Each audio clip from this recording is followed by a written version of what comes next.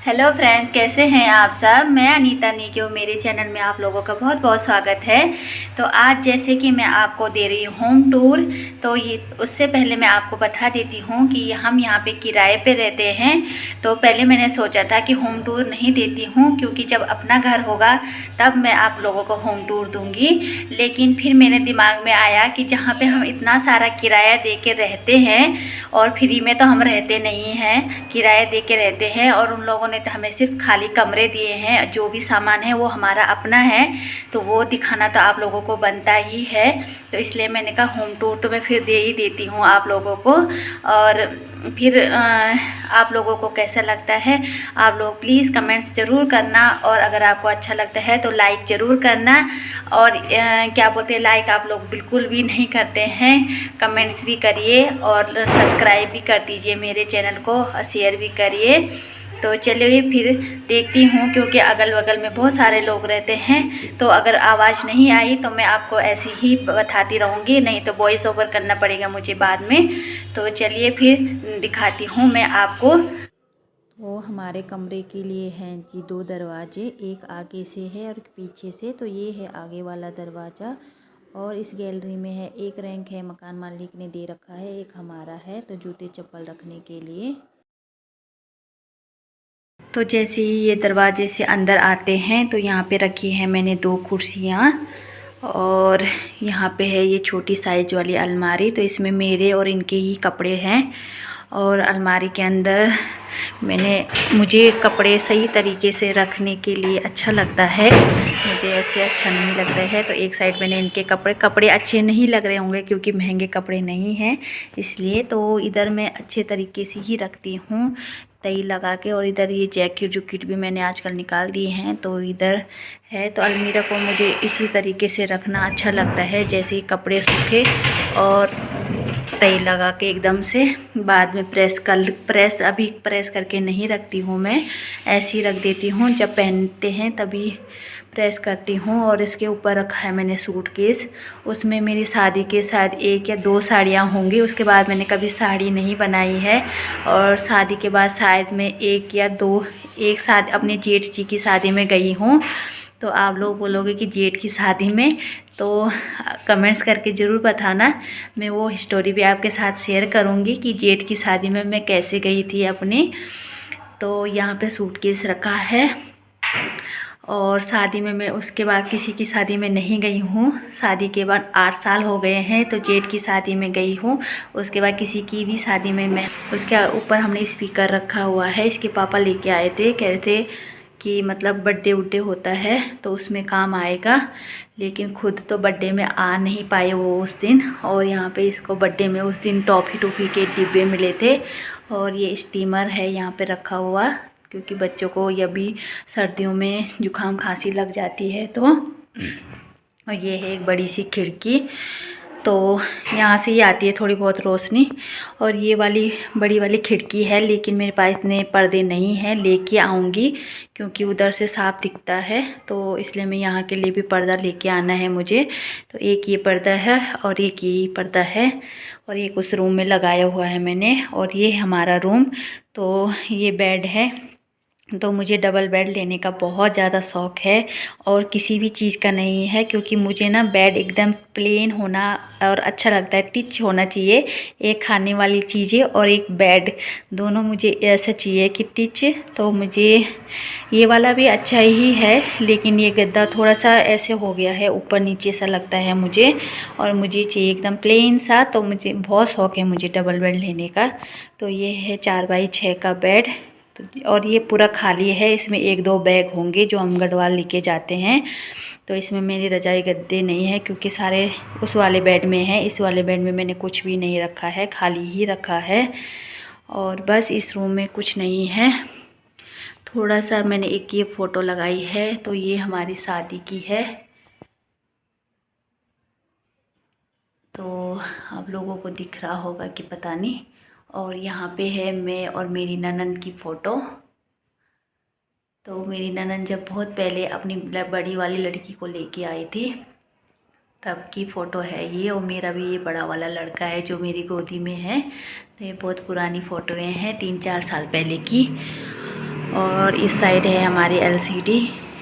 तो इस साइड तो बस नॉर्मल सा सामान है, तो अच्छा रहता है, सफाई करने में भी ठीक रहता है। तो यही सामान है हमारा। तो इस तरीके से है ये रूम, खाली खाली सा है लेकिन ठीक है, मुझे तो अच्छा लगता है इसी तरीके से। तो यहाँ पे है ये दूसरा वाला रूम, तो ये इस तरीके से है। और ये है साक्षी और अक्कू का रूम। यहाँ पे साक्षी और अक्कू सोते हैं, तो ये उनका रूम है और उन्हीं की चीज़ें हैं यहाँ पे रखी हुई। तो ये है हमारा मंदिर। तो इसको भी मुझे थोड़ा सा डेकोरेट करना है, नीचे से पन्नी वन्नी बिछा के वो लेके आऊँगी मैं अभी।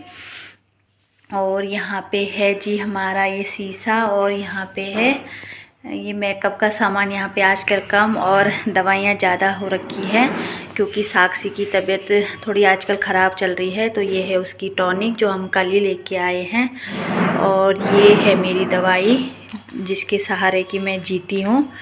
तो ये है दवाई, सुबह शाम की है मेरी। और इधर मैंने बच्चों की दवाइयाँ रखी है, क्योंकि कभी भी रात को तबीयत ख़राब हो जाती है बच्चों की, तो पैरासीटामोल मैं हमेशा अपने पास रखती हूँ। तो मेकअप तो मैं ज़्यादा करती नहीं हूँ, जो भी है सिंदूर बिंदी तो इसी डिब्बे में है, और वैसे ही है। तो इसको दिखाना आप लोगों को अच्छा नहीं है, क्योंकि वो लोकली है। और यहाँ पे नीचे इधर मेरी मशीन रखी हुई है सबसे पहले। और अभी सुबह सुबह तो मैं सब कुछ सही करके रखती हूँ, लेकिन शाम आते आते सब कुछ बिखर जाता है, क्योंकि मैं कपड़े उपड़े की कटिंग करना सब कुछ, तो कपड़े कपड़े हो जाते हैं फिर। और इधर रखे हैं, ये थी बच्चों की अलमीरा, ये थी बच्चों की अलमीरा जो कि मैंने ऑनलाइन मंगाई थी कपड़ों के लिए। लेकिन यहाँ इस रूम में अलमीरा है इन लोगों के रूम में। तो यहाँ पे बच्चों की, इधर अक्कू के कॉपी किताब रखी हुई हैं, इधर साक्षी की हैं इस वाले छोटे वाले में, इधर अक्कू की हैं बड़े वाले बेटे की। और ये है बेड, और इस बेड में हमारे जो भी रजाई गद्दे होते हैं इसी वाले बेड में होते हैं। और उस वाले बेड में, वो वाला बेड पूरा खाली ही है, थोड़े बहुत एक दो बैग होंगे उसमें जो हम गढ़वाल जाते हैं, वो वाले बैग हैं रखे हुए हैं मैंने उसमें, बाकी वो वाला बेड खाली है। और ये है वो अलमीरा, और ऊपर ये है पंखा जो मेरी शादी का है, लेकिन अभी ज़रा चलता तो है, लेकिन इसकी जो बीच की वो थी ना जो इनको जोड़ के रखती थी, वो हट गई है, तो इसलिए ये अलग अलग हो गए हैं। लेकिन पंखा अच्छे से चलता है, तो बनाएंगे इसको, क्योंकि अब तो सब ऊपर वाले पंखे हो गए हैं, तो टेबल फैन को इतना कोई नहीं वो करता। और इधर है बच्चों के कपड़े, तो ये इसको भी दिखा देती हूँ मैं। तो इधर सब इनके ही कपड़े हैं, और ये ज़्यादातर ऐसे ही रहते हैं। ये देखिए इधर बच्चों के कपड़े, इधर साक्षी के हैं, और इधर मैंने रखे हुए हैं ये रजाई, मतलब वो चादरें, गरम चादरें रखी हुई हैं इधर। और ये इनकी ड्रेसें हैं। तो इधर बच्चों के अच्छा खासा बड़ा अलमीरा है, क्योंकि बहुत सारे कपड़े हो जाते हैं बच्चों के साथ में। और इधर है ये नीचे बक्सा जो कि हम गढ़वाल से लाए थे, तो इसके अंदर हम गर्म कपड़े या ठंडे कपड़े जो जैसा भी मौसम आता है तो वो रखते हैं। बेड में क्या होता है कि कपड़ों में बदबू सी आती है, जो कि 1-2 हफ्ते तक बिल्कुल जाती नहीं है।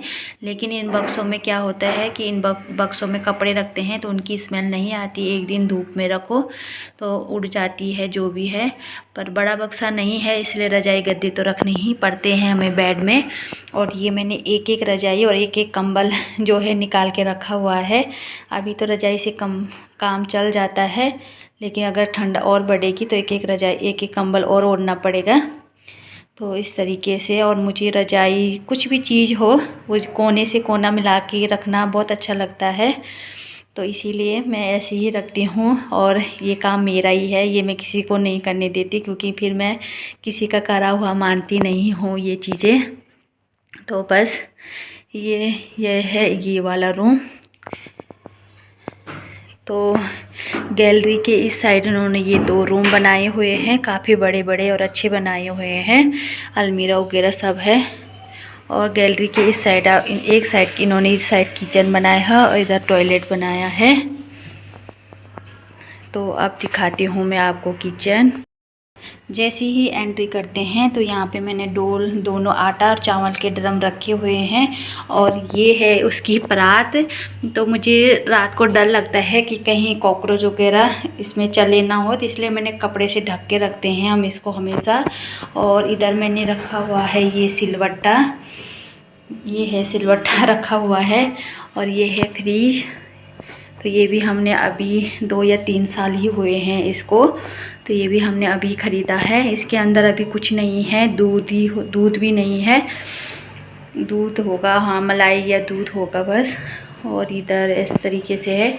और इसमें रखे हैं मैंने राई के पत्ते, धबड़ी बनानी है मुझे आज, धबड़ी और भात। तो काफली तो पता नहीं काट के बनाते हैं शायद उसको बोलते हैं, लेकिन इसको मैं पीसूँगी तो इसको धबड़ी बोलना चाहिए वैसे तो।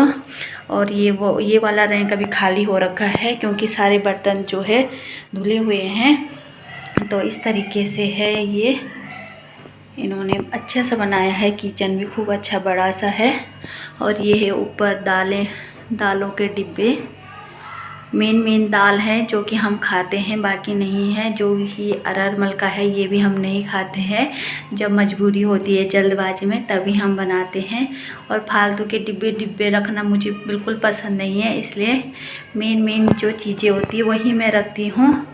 और ये ऊपर जो फालतू का सामान था जैसे बड़े पतीले या प्रेशर कुकर 5 लीटर का है ये, और बड़ी कढ़ाई भी है, केतली भी है। तो इनकी ज़रूरत जब ज़्यादा लोग आते हैं, मेहमान लोग आते हैं, तब इनका मतलब वो होता है, यूज़ होता है।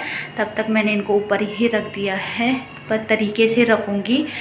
इनकी यहाँ के लिए भी मुझे पन्नी लेके आनी है बिछाने के लिए, तो जब लेके आऊँगी आप लोगों के साथ ज़रूर शेयर करूँगी।